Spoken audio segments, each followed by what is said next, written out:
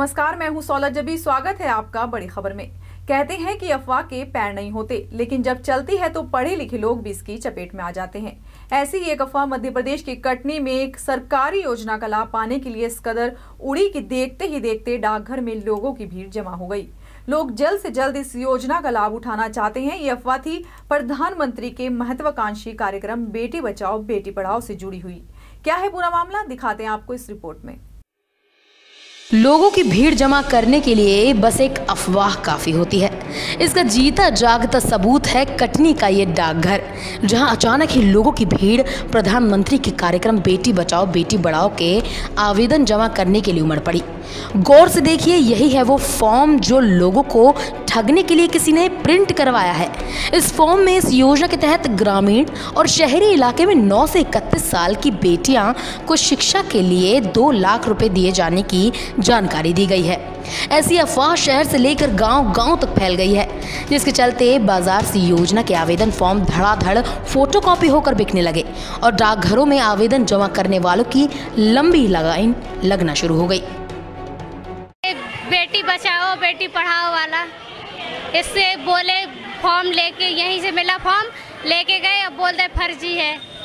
यहीं जो लड़के लोग लिए थे उनसे फोटोकॉपी करवाए, बोल रहे कि अब फर्जी है। अभी इसके पहले भर रहे थे, 2 दिन 3 दिन भरे, फिर बोल दिए फर्जी है। लोग फॉर्म जमा करने में लगे हैं, जबकि सरकार ने ऐसी कोई योजना लॉन्च ही नहीं की है।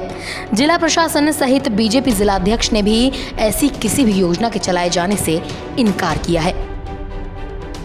एक यहाँ पे अफवाह, झूठी अफवाह टाइप की फैली थी। इसमें बेटी बचाओ बेटी पढ़ाओ के तहत 2 लाख रुपए लोन दिलाने के संबंध में यहाँ पे कुछ फॉर्म वितरित किए गए थे, जिसके संबंध में यहाँ थाना प्रभारियों को निर्देशित किया गया कि ऐसी कोई जानकारी आपके समक्ष आती है तो संबंधित के विरुद्ध वैधानिक कार्रवाई करें।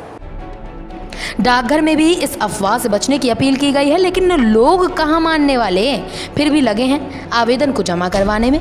वहीं कांग्रेसी अब इस अफवाह को बीजेपी का फैलाया हुआ बता रहे हैं। हम सब लोगों ने जब पता किया, कलेक्टर ऑफिस से पता किया, महिला बाल विकास कार्यालय से पता किया, जिला शिक्षा अधिकारी कार्यालय से पता किया, पता चला इस नाम की कोई भी योजना नहीं है। तो निष्कर्ष ये निकल रहा है कि चूंकि विधानसभा का चुनाव सामने आ रहा है और भारतीय जनता पार्टी के लोगों ने जिस प्रकार विगत लोकसभा के चुनाव में 15-15 लाख रुपए देने की बात कही थी कि प्रत्येक के खाते में 15-15 लाख रुपए आएगा, वो पैसा तो आया नहीं। लेकिन अब विधानसभा चुनाव में जनता को बरगलाने के लिए, उनसे वोट का लाभ लेने के लिए इस फॉर्म के माध्यम से लोगों को बरगलाया जा रहा है कि 2-2 लाख रुपए प्रत्येक बेटी के लिए उनके खाते में आएगा और इस प्रकार से धोखाधड़ी की जा रही है जनता के साथ। कटनी से योगेश खरे के साथ तनुजा पुंडीर की रिपोर्ट।